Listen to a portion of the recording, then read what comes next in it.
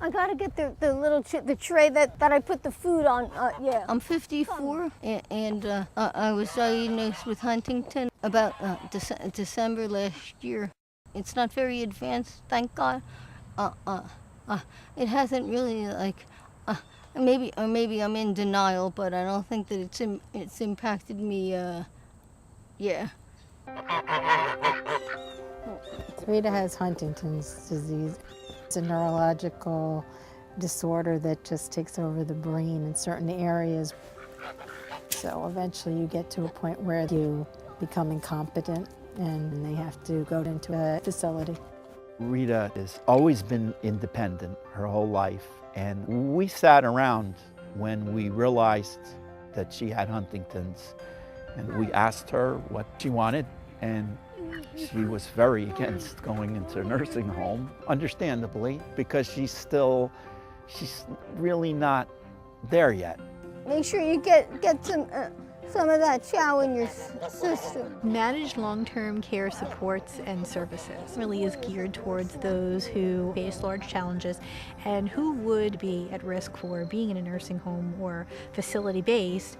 And this program really is meant to maintain them in the least restrictive setting. When I just came today to see how things are going, okay. She was a new patient to MLTSS, so we go and do an assessment. So in her case, she actually can do a lot of stuff herself as long as she's being supervised. The Huntington doctor that she goes to see, they actually got her seen by the state to go into a nursing home. And I said, well, what if I can give her some help? And then she has these friends that are willing to help her. And how would you feel about her staying home as long as possible? So they were anxious to see if that would work. So we give her 40 hours a week of home health aid, personal care services. And then the other guys would help her out the rest of the time.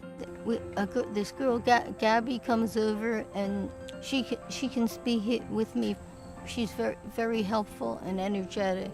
They are able to provide the assistance that she needs for house cleaning, for cooking, or whatever else, for driving to and from the shopping areas and the doctors. Debbie she's the nurse manager. She takes care of this case. She came over a few times and was very, very helpful. And yeah, everybody is on the same page. I have three friends who help me out. They call me every day, and Peter would call and make sure that my brother got there, and we took the medicine, right? And Nicholas calls sometimes too many times, but we provide support to the caregivers. We provide personal care services, chore services. We involve the churches. We involve senior groups. So it's a lot of formal and informal, and families. Okay, you okay? yes, I'm fine. The disease is progressive, and as time goes on, she'll need more and more help. There are certain functions that we just cannot do as friends and family, where you need professional help.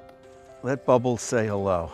Coordinating with the healthcare, with United, it's all come together really well. I've been working on trying to get them to fill out an advance directive and have a proxy for her medical decisions when she can't make the decisions anymore. As her disease progresses, she won't be able to make her own decisions. You gonna take them for a walk later? He wants to go to the We're talking about patients that are very medically complex, often have other psychosocial needs. Not every ending is happier and healthier, but it's where we can make the difference to move into a better path, where we can fill gaps and support them through that and get to the best we can be.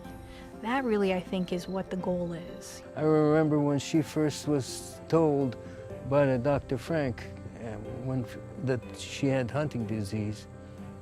And then she says, well, I guess there's no sense in me living. And the doctor says, no, you have plenty to live for. I can see how she really wants to live. So she's been a lifelong friend. There is a gap. Family and friends just go so far, and where you do need professionals, and I believe we're going to keep her, with United's help, and we will keep her out of the nursing home as long as possible, as long as she wants. I hope that I can stay on my own as long as I can.